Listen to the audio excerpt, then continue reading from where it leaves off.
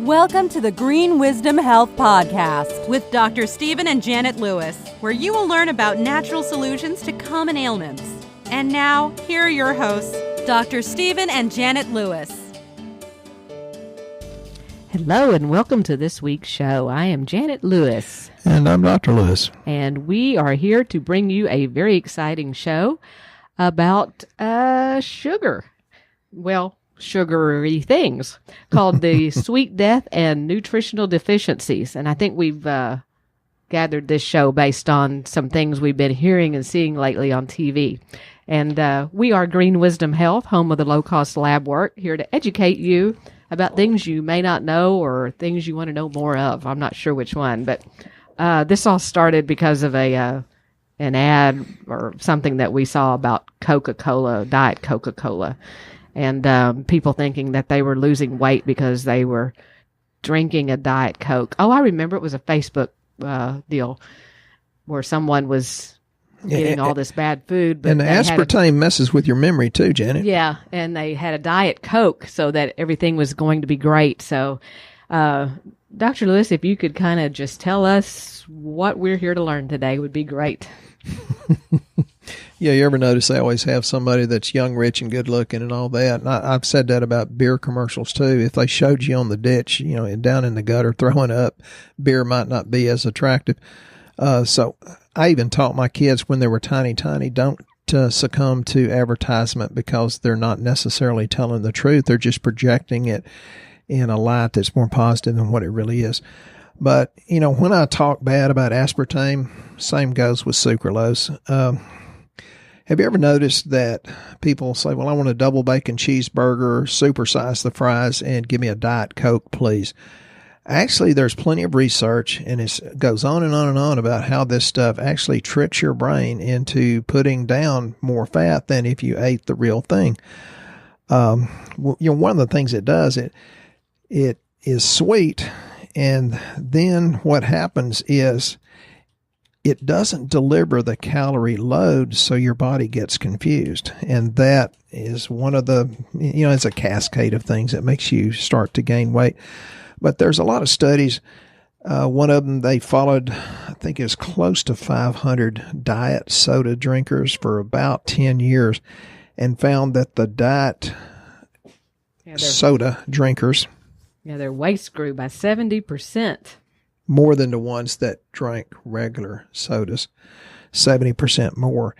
And 2 drinks or more per day had like a 500% greater chance or 500% greater increase in waist size.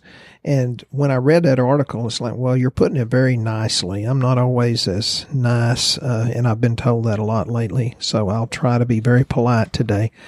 I apologize to people that have hurt their feelings, but at least it comes out of passion. But there's a big difference or correlation between the consumption of sucralose and aspartame to waist circumference and how much you weigh. It's terrible.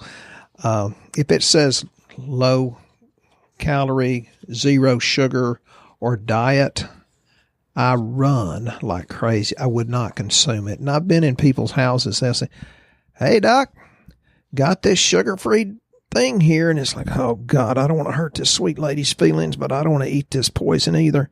So it kind of puts you in a bind there. So the artificial sweeteners, they kind of mess with your metabolism. Like I said, it's usually sweeter than sugar, the way it hits your tongue, but it doesn't deliver the calories that your food would provide. So that helps increase your appetite is what it does. It tricks your brain.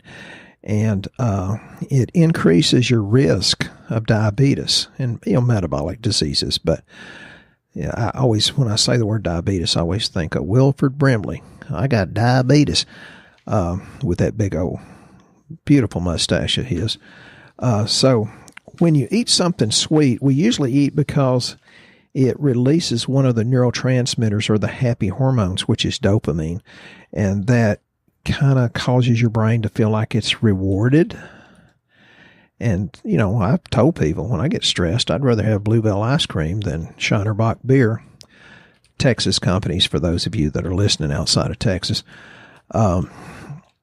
But since it messes with your leptin, it doesn't tell your brain that you're full because you haven't had enough of the calories ingested. So, I'd say stay away from it because it's horrible to you. I don't know. I just look at it. It's like, you've been eating that stuff and you just get bigger and bigger and bigger, and you get more arthritic, you get more joint pain, you get more irritable. So I'd say stop it. Well, I think it's interesting that aspartame is actually a synthetic chemical composed of the amino acids phenylalanine and aspartic acid with a methyl ester. Say it 3 times fast. That's sexy. Got it out once. When that's consumed, methyl ester breaks down into methanol, which may be converted into formaldehyde. Well, methanol is not a good thing either. Isn't that what they embalm people with? Yeah, well, I don't know. That's just spooky. Okay, so I'm going to say something really gross. Please forgive me. I was trying to be nice here. But, I've treated a lot of people that went to served in Vietnam. And as gross as this is, I'm sorry to say it, the people that came back and I've treated, they said, well, our soldiers didn't decompose nearly as fast as the Vietnamese or Viet Cong soldiers because we were so full of some sort of toxins. And you wonder if that's not part of it. And I don't know that that's a fact, and I'm sorry if that freaks y'all out, but, this is what many of the Vietnam veterans have told me.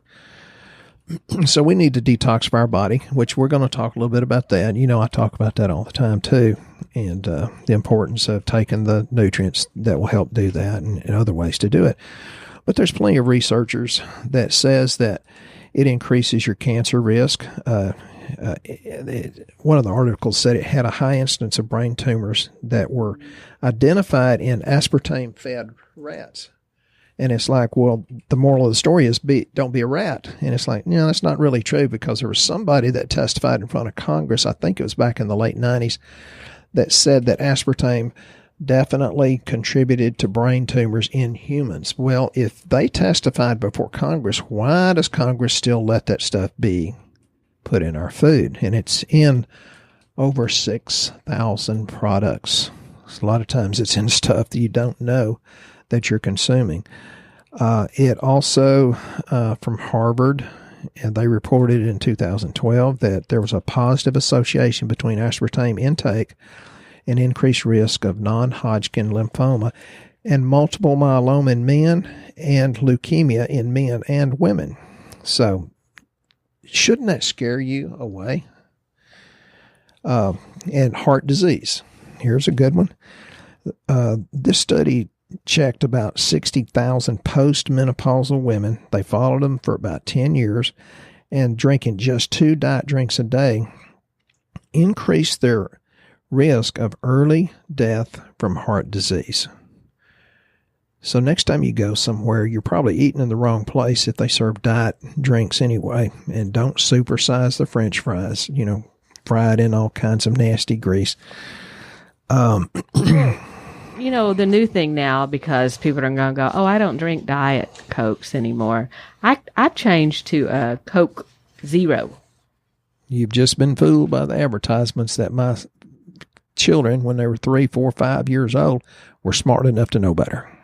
Well, can you tell us the difference between the Coca-Cola or the 0 calorie Coca-Cola Plus or the Coca-Cola Zero? What makes it different? They're just rebranding it so people won't think about it, because a Diet Coke got the bad name, so that now they're naming it Coke Zero and hoping people don't make that association. Mm-hmm. There's also been other correlations made between dementia, other brain diseases, and aspartame. And I've noticed that the people, not all of them, but a higher incidence of people that have early onset dementia were the ones that consumed the most diet drinks. So dementia and stroke, brain diseases. Well, how about Splenda? Isn't that a great choice? I just love setting him up over here for these answers. If y'all can see his face, it's just priceless. If you could see what's going through my head, it'd be priceless, but you'd have to beep me. I think of the term BS, and that stands for belief systems, or bacon sandwich. To one of my favorite preachers, he said, I say bacon sandwich in the pulpit. They know what it means, which I admire him for being that way. So, no, don't do it. Because Splenda, if this is correct, has also been linked to health effects like increased calorie consumption also, right? Like it makes you gain weight. Yeah, it messes with your brain and messes with your leptin and messes with, we used to have this lady at workforce named Genelise. It's adiponectin. There's a lot of chemical and hormonal reactions that just trust me, don't do it. Well, it increases the risk of cancer in mice, and it disrupted insulin response. So don't be a mouse. Yeah, and then a latter case, when study participants drank a Splenda sweetened beverage, their insulin levels rose about 20% higher than when they consumed only water prior to taking a glucose challenge test. Yeah, and then their pancreas puts out insulin and says, I'm all dressed up, nowhere to go, which means insulin has nothing to work on, which is a bad thing. And then it also showed that 12 weeks of consuming Splenda, these rats, led to significant alterations in their gut microflora, including reductions in beneficial microflora. Oh. Okay, so Janet got into something I'd forgotten about. So, yeah, you know that not having the right bacteria in your GI tract can alter genetic expression. So you want to do as much as you can to go with these non-Splenda, non-aspartame, non-sucralose things. Put in prebiotics, put in massive amount of probiotics. It's very, very important. And I'm going to try to change the subject. I hear all the time, and people say it almost every day, but my doctor or my aunt or my cousin or my mama or my daddy says you can get everything you need out of the food. If they say that, you need to run because they don't know what they're talking about. And I'm going to present a case for why you cannot get it out of your food. And so, Janet, I think is okay that I switch gears here. Why should you take vitamins? But they've got to be good vitamins, because the vitamins they put in and fortify your food are not good vitamins. They're synthetic. For example, there is a Senate document, 1936, and you can look it up. I forget the number on it, but they said back then, 1936, that's way before me, that our soils were depleted of minerals. Okay? Think about it. Americans are, for the most part, the most well-fed but undernourished people in the history of the world. And that's because it's depleted, our soils are depleted of the nutrients. Our soils are depleted of the microorganisms and is saturated with pesticides and, the way we fertilize our plants are not good. But, for example, the vegetables grown in the 1990s had lower nutrient contents than those grown in the 1950s, which, depending on what they were testing and where they were testing it, it had 6% less nutrients, up to 76% less nutrients. And folks, that includes organic. Organic, you're not getting all the pesticides, and that's a good thing. But don't think that you're getting everything you need to do. And then think about this. You're eating animals that are fed genetically modified plants, grains, and it's full of glyphosate, which does the same thing, and then it stresses them out. Then you're getting your stress hormones are ramped up just from eating that pig or cow or chicken. So they get fewer nutrients in their feed, and then you think that it's making you healthier. So this is, the mineral content is very, very important, and that's why you really, really need to supplement. It's got to be good. And many people have heard me say this, that you don't know if it was 1 part per million of this or 16,000 parts per million. And sometimes one of the things that said, there's one that says 68 parts per million, but the lowest had 1 part per million, but the 68 parts per million was very, very deficient in the first place, and that was testing copper, copper and manganese.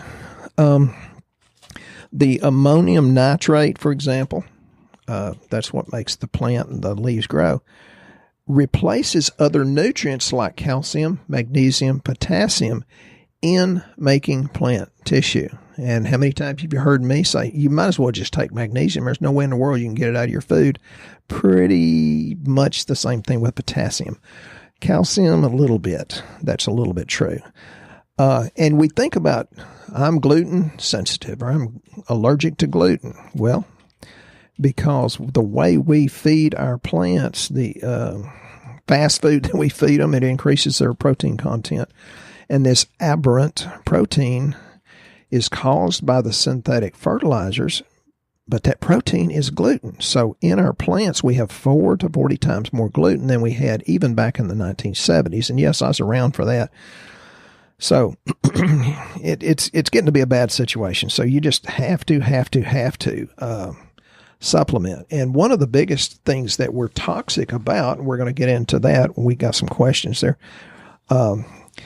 There's generally an average of around 200 different pesticide residues detected on all foods. And that's pretty good because that's over 100,000 tests, and they averaged it out.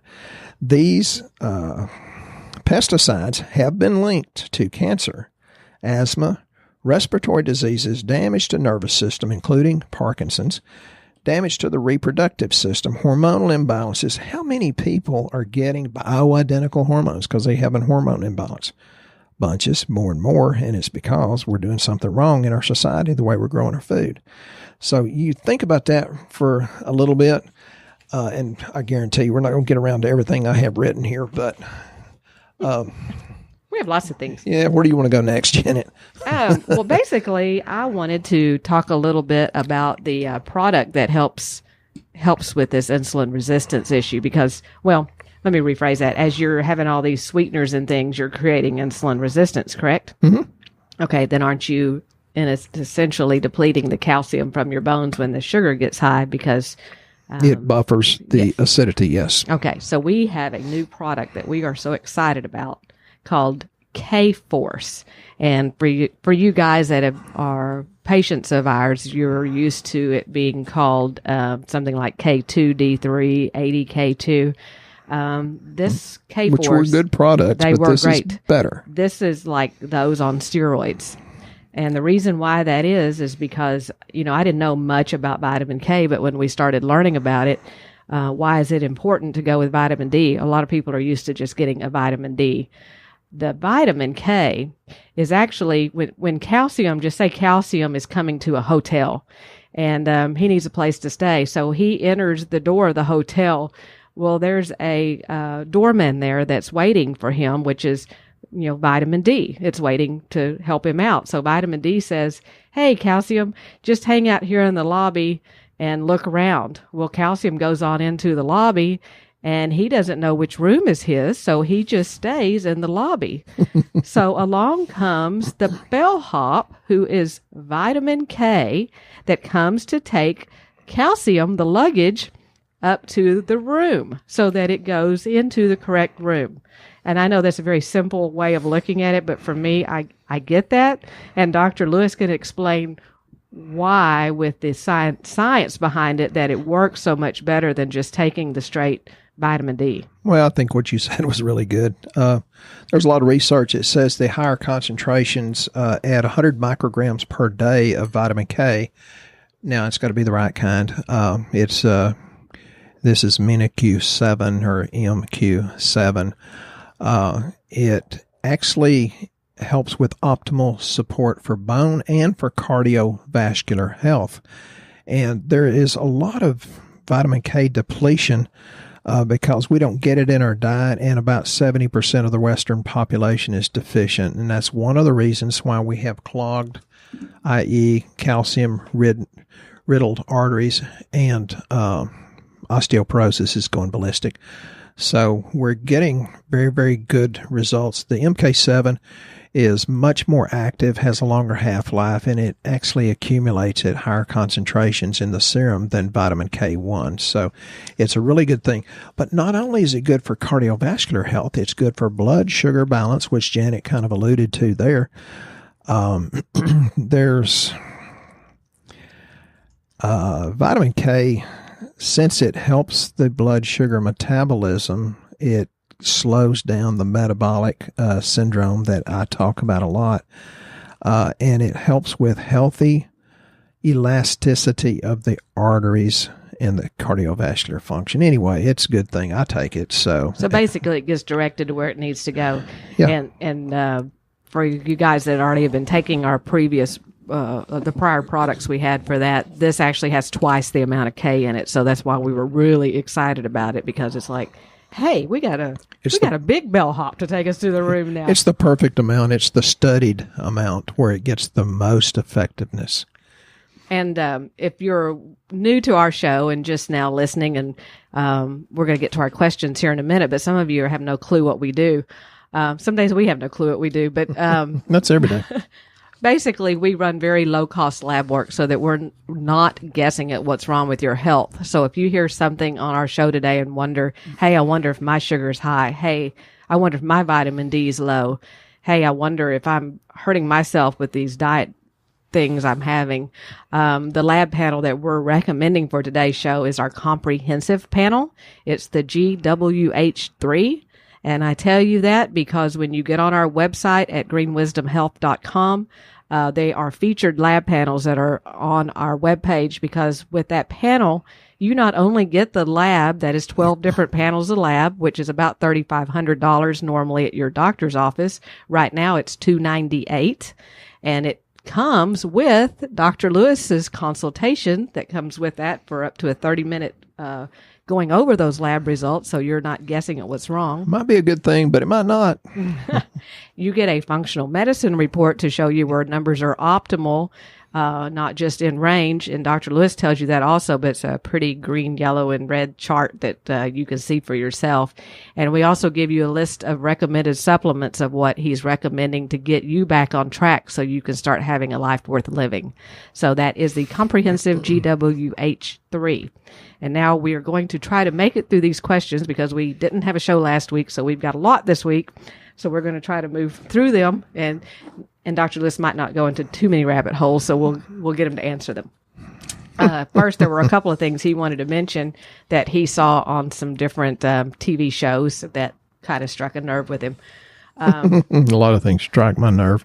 One of them was the CDC says that diseases from mosquitoes, ticks, and fleas have tripled since 2004. What does that tell you? That tells you our immune system's gone to heck in a bucket. Why is that? Well, we can go into the genetically modified food, the altered microbiome, da-da-da-da-da. And I'm freaking Janet out because I'm telling people we're getting some new, better, oh my God, incredible lab tests. You'll know about them soon as soon as we can get our IT guy to get them on. And that's why he's freaking me out, because he's making me work harder. Yeah, everybody knows she does a lot more work than me, but we can better test your immune function and know what to do about it. So it's not that there's more mosquitoes, ticks, and fleas, or fleas and ticks, or, I call them flicks and teas, but it's because our immune system's gone to heck in a bucket. Okay, next. Cool. Sorry, I never talk fast until this show. That was really good. Thanks. A rabbit hole. A study finds loneliness is at epidemic proportions in America. Well, I've talked about that too. We've become a nation of consumerism, and I'm a big gun nut. Sorry for you that aren't, but I used to get great, grand, and glorious pleasure out of buying stuff. And I said back in the 80s, I said, having a BMW, the thrill goes away a lot sooner than the payment does. So we've become a nation we get our thrill from consuming things rather than creating friends. And I see it every day. People are stuck on information. Get on Facebook. What's next? What's next? What's next? Let's get on Google. Let's get on email. So we've gotten hooked on information. We are a nation of too much information and too little action. I think that's going to be the name of a show coming up too. So build relationships, folks. Okay. Regular sauna visits lower your risk of strokes. Yeah, this is on Good Morning America, and that's one of the things that I've said for years. Far infrared sauna is one of the easiest ways to detox. Maybe Janet will get me a far infrared sauna sometime for my birthday or Christmas so I can be less toxic to live with. Sure. Okay. Now, we have it's a statement. A statement from a lady named Alice B. She says, okay, so I've been on a regimen that Dr. Lewis suggested to help detox me as I go through getting my amalgam fillings out. And about 2 weeks in, my skin is amazing. The firmness and wrinkles are noticeably improved. What gives, Dr. Lewis? I will now need to stay on this miracle concoction. I always put them on something for their skin because women don't care about anything but pretty skin, hair, and nails, and men don't care about anything but testosterone. She told me she was taking HM complex, which stands for heavy metal, lipotropic detox to help your liver detox in different ways, and liposomal C to help grab onto these amalgams if there was that mercury coming out of the mouth. So she got more firm skin, and we sell a lot of the collagen, the patented, studied human trial study collagen type 1 and type 2 that we're getting some pretty serious good results from. So we can, if you throw it in there, your body can definitely detox it. Very good. So the HM complex, what does that do exactly? Somebody else asked me about that today. Well, it's kind of a daily detox cocktail with all the different things in it too. So that helps pull out heavy metals. Yeah, it binds with it. Some of the higher levels of zinc, selenium, alpha lipoic acid, et cetera, et cetera. Okay. Now we have Joe L. that wants to know, is Colon Max, which is a product we have here for constipation, okay to use for kids who have constipation in replacement of the often prescribed Miralax? I think Colon Max is probably too strong. I would suggest Super Aloe 250 and getting their gut function better, and that would be probiotics, and fish oil helps with that. Probiotics and a lot of fiber, make them eat more vegetables and fruits and drink a lot of water. The Super Aloe is just aloe vera. I mean, so it's not anything. It's not one of those bad ones the GI doctors warn you about. It's not cascara. Well, isn't Miralax got some pretty bad stuff in there? It's controversial. Let's just leave it at that. Okay. And then the last question we have here is still from Joe. Do you have any ideas for bedtime snacks for kids? They often want cereal, but I'm guessing this is probably not the best option. Yeah, when I was a kid, I had two choices: take it, leave it, or get Daddy's belt. But other than that, that don't sound like a very good bedtime snack to me. Okay, I was going to be polite the whole time. I can't make it. I think apples are good. I think avocados are incredible. Our little 4-year-old granddaughter will come in, Papa, avocado. She also asks for chips and hot sauce, but I try to steer her toward the avocado. Boiled eggs, I peel a lot of those for her. And, if you get them a good protein and a good fat, usually that will make their hunger go away and they'll feel more full, more satisfied, and helps their behavior too. Yeah, because I think actually the cereals and things actually make them hungrier because it's making them want to eat more. Cause it does. Yeah. We've noticed that. It's like our grandkids will eat cereal, then, an hour later they're hungry again. And I think a bunch of it is the yeast. It's craving something else really bad because that kind of feeds it a bunch of times. Yes. And it's pretty empty.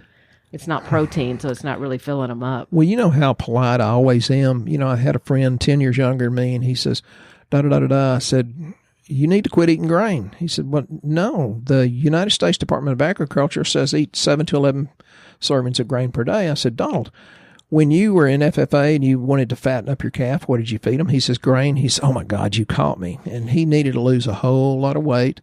And finally, years later, another doctor told him the same thing, and he's following this other doctor's advice, and he's lost, 50, 75 pounds, looks great, and probably going to live longer because his heart was getting kind of questionable. So grain is not a good thing. If you can make cows fat with it, the only thing I think grain is good for is maybe making beer, and then that's kind of questionable too. So basically having a protein at night would help them sleep better. Yeah, but I like high fat, good fat, which avocados, coconut oil, butter, that helps too. Fat and protein. Okay. Well, very good. Well, we hope you guys have been educated once again. And Dr. Lewis, you have anything else that we left out? Real quickly, we were talking about nutrient deficiency in people that say, no, you can get it all out of your food. Well, I'm going to read something real quick. It says, lack of B vitamin is common, and this is from New England Journal of Medicine. Lack of thiamine makes blood-brain barrier more leaky. Journal of Experimental Neurology, and lack of thiamine, that's the benfotiamine I put y'all on. Lack of B vitamin causes psychosis. British Journal of Psychiatry. B vitamin is needed to convert amino acid tryptophan to serotonin, the neurotransmitter. Journal of Psychosomatic Medicine. Postpartum depression is due to low levels of B vitamins. American Journal of Obstetrics and Gynecology. Then PMS becomes worse with lack of vitamin D. Journal of Lancet. Folks, if we can get all this out of the food, why are these medical journals publishing this? And this is just on B vitamins. I could go on for hours. But unfortunately, we don't have hours to go over all of it. So you guys go out and get you something that's not aspartame for a drink today, like cold beer, water with lemon or lime. Water with lemon or lime. Because that actually helps stop your cravings for sweets. And if you have questions, please email us. We also have a Facebook group that you can be a part of called Shooting Straight with Dr. Lewis. Just shoot us an email or give us a call, and we'll be happy to add you to that group. And Dr. Lewis will enlighten you with his Dr. Lewis-isms on there as well. We hope you guys have a very blessed week, and we'll see you right here next time. Once again, our show has come to an end, but your hope in your health is only beginning. If you or a loved one are in need of a different outcome and are waiting for a brighter future, take the first step and go to our website and fill out the health survey. Please don't keep us a secret. If you know someone that could benefit from this podcast, please share this show with your friends and family. You are only one step away from a life worth living.